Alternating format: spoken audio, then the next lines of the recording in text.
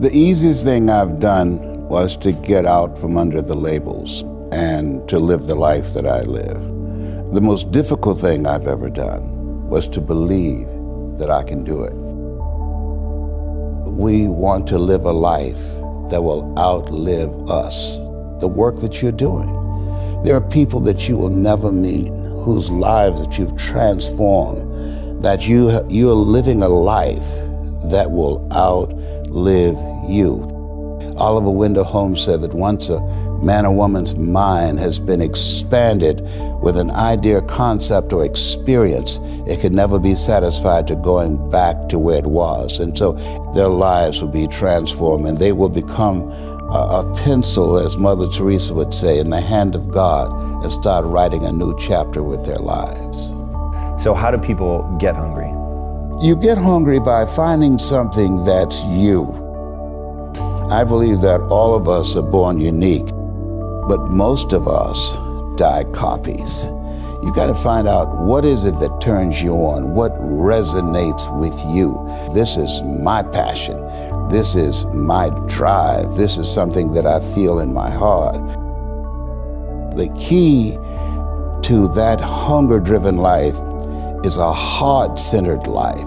I didn't do what I'm doing for years because of my programming, because of the culture in which I was raised in. I would see other people with degrees and PhDs and MBAs and credentials I don't have, and I convinced myself I couldn't do it. I mean, not only someone's opinion of you does not have to determine your reality, that you have to work on yourself and you have to have an unstoppable attitude and no excuse is acceptable, and you got to make it a priority, a non-negotiable in your life, and hold a constant vision of what it is you want to achieve. See it accomplished and go all out. Find a way to win in spite of the setbacks, in spite of the disappointments, in spite of your failures. I tell people, you will fail your way to success. I have a saying, as life knocks you down, try and land on your back, because if you can look up, you can get up.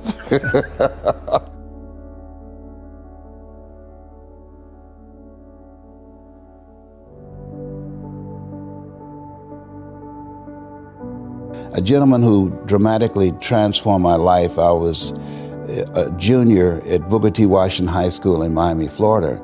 And I went in his class looking for another friend, and he said, go to the board and work this problem out for me. I said, sir, I can't do that. He said, why not? I said, I'm not one of your students. He said, do it anyhow.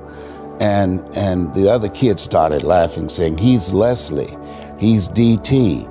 And he said, what's DT? His brother is smart, but he's the dumb twin. And I said, I am, sir. And he came from behind his desk and he pointed at me and said, don't you ever say that again. Someone's opinion of you does not have to become your reality.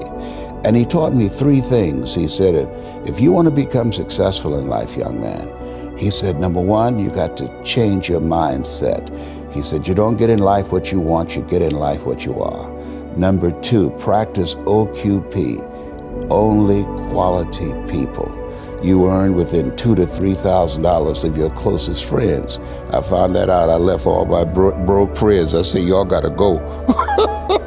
Because I used to be so broke, I'd pass the bank and trip the alarm, you know?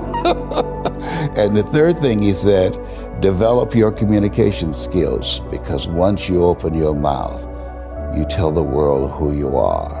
He said, those are three major things that you want to work on that will liberate you from living in Liberty City, living in poverty in Overtown. It will help to escape out of where you are right now. I didn't do what I'm doing for years because of my programming, because of the culture in which I was raised in. I would see other people with degrees and PhDs and MBAs and credentials I don't have, and I convinced myself I couldn't do it. But Mr. Washington, on that day, we became friends. And I read something by Dr. Norman Cousins. He wrote a book called The Biology of Hope. And he talked about the fact that when something happens to you, you don't deny it, you defy it. And I was defiant that I'm going to beat this, I'm going to handle this. That there are people who many times when something happens to them, that they embrace it from a place of fear and it takes them out. And L.C. Robinson said, things may happen to you and things may happen around you, but the most important things are the things that happen in you. And you have to stand up inside yourself and deal with it and handle it. Those experiences of going after goals that's beyond your comfort zone and having relationships that will challenge you and surrounding yourself with coaches and mentors who can take you to a place within yourself that you can't go by yourself because you can't read the label when you're locked in the box. And so those experiences, they challenge you to go to that next level and continue to move forward in your life, doing new and exciting things that eye has not seen, ear has not heard, nor has entered the heart of mankind what God has in store for you when you live a heart-centered life, deciding that you're going to live a life that will outlive you. You're going to live a life that counts, a life that will build a legacy and change the planet. Ask yourself the question, who should I count on and who should I count out?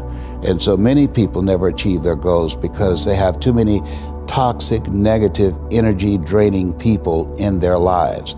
And you have to have goals outside of your comfort zone that will challenge you, because in order to do something you've never done, you've got to become someone you've never been. And you got to have a mentor who's experienced, who's been there, done that. And as a result of that relationship, because you can't see the picture when you're in the frame. Muhammad Ali said, I'm the greatest, but he never won a championship without Angelo Dundee. And Michael Jordan never won a championship without Phil Jackson. So you've got to have someone that can see something in you that you can't see, that can take you to a place within yourself that you can't go by yourself. Between ages 0 and 5, we determine what's available to us and what's not available to us. There are certain things I could not do, certain places I could not go, and so now you have to operate within the constraints of the dominant society and the things that they've created for you. And it's a challenge to see yourself beyond that and to work to get outside of that.